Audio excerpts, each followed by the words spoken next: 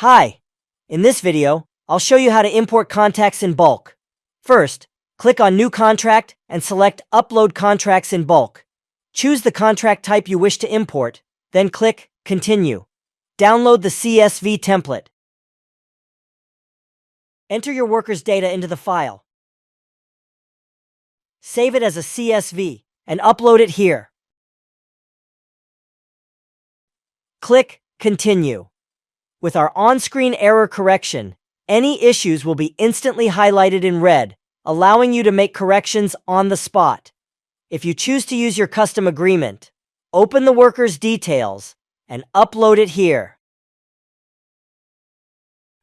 And that's it. You've successfully imported the contracts. You can invite all workers to onboard now, or choose to do it later. Thank you for watching.